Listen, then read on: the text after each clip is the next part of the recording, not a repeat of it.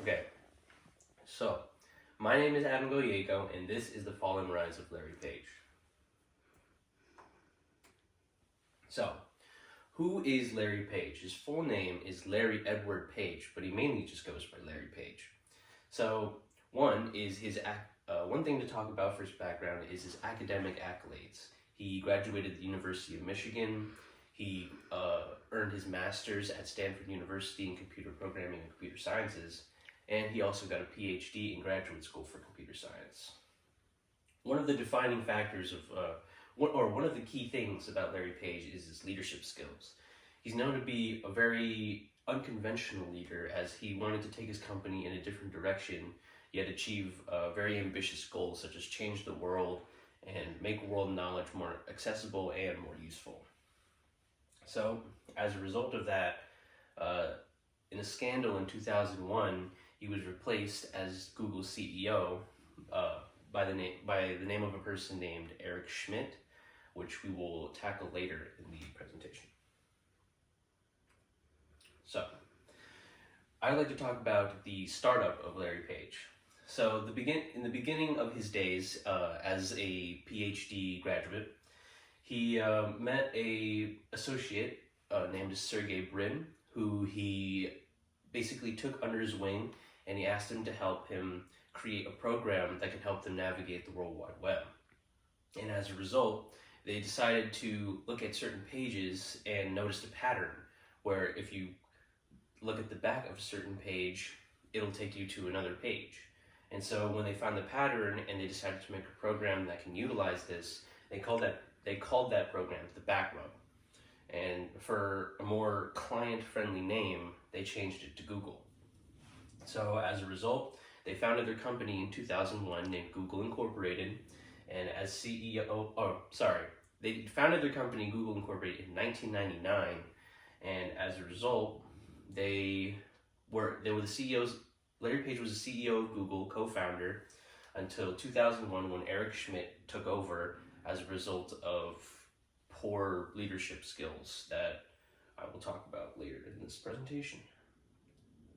So, talking about leadership is usually a key to success in most cases. For organizations and businesses alike, they usually focus on leadership as a very important factor, considering that most businesses and companies have hierarchies, basically people who guide much bigger groups and usually lead the company in directions that are most beneficial.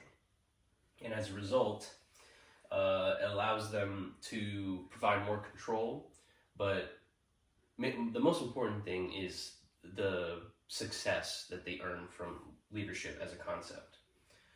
So, leading on from that, looking at Larry Page's leadership skills, before we talk about that, we'll talk about his opinion on work. So his opinion on work Larry Page's opinion on work is basically he believes that people need a purpose and work can give them that purpose. So if people have work, they're more inclined to be happy because they have a purpose.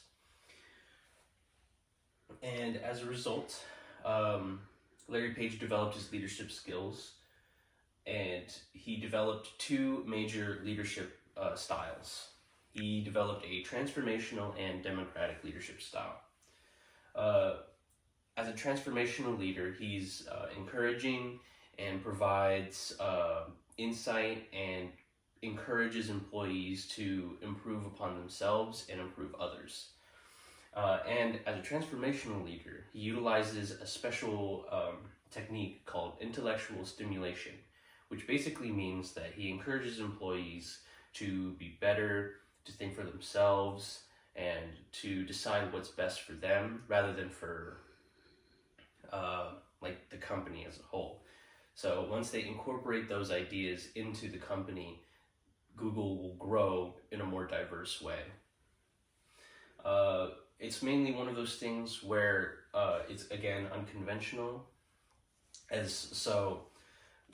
even though it's unconventional, Larry decided that it's best for the company to be more diverse.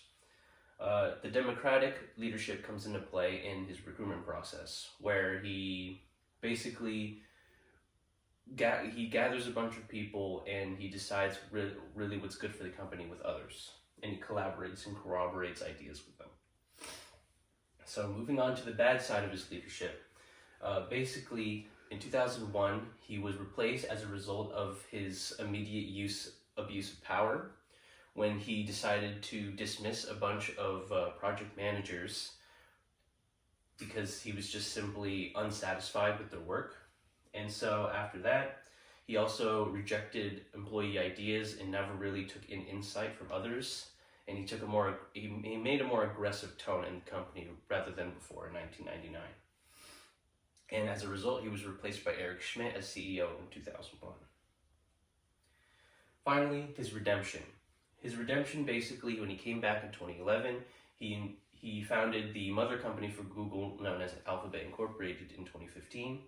And when he returned, Google stocks were skyrocketing, and in 2015, they were recognized in Forbes magazine for being one of the best places to work in America. And as a result, he became the 6th most richest man in America. So, thank you for listening to my presentation.